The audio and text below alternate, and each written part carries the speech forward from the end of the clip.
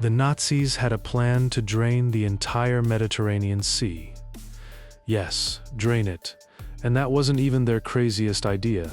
Hi, I'm German, and today I'm going to walk you through the most insane, delusional, and frankly embarrassing plans that the Nazi regime ever cooked up.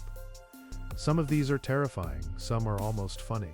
All of them tell us something important about what happens when unchecked power meets unlimited ambition.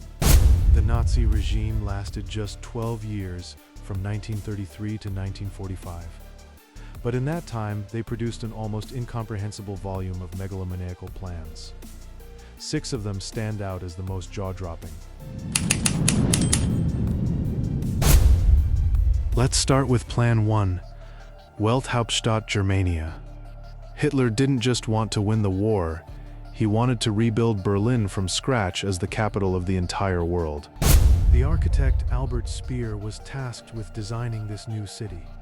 The centerpiece was to be a domed hall so enormous that it could fit St. Peter's Basilica in Rome inside it, 16 times over.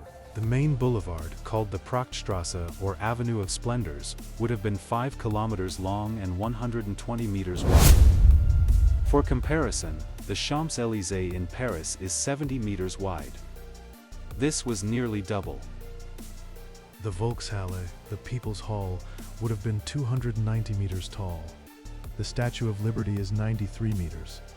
The dome alone would have been so large that meteorologists calculated it would create its own indoor weather system, clouds forming inside the building. Indoor clouds in a building. This was the plan. Germania was never built. Construction began in 1937. Streets were widened, buildings demolished. 75,000 Berlin residents were forcibly relocated to make room. Then the war started going badly, and the project was quietly shelved. What remains of Germania today? A set of enormous stone lampposts on one Berlin street, and a few granite test blocks still sitting in a park, slowly sinking into the ground because the soil couldn't support their weight. A metaphor, really. Now we need to talk about Plan 2. And I want to be clear, this one is not funny. This one is the most disturbing document in the history of modern governments. General Plan Ost. The general plan for the East was the Nazi blueprint for the ethnic cleansing and colonization of all of Eastern Europe.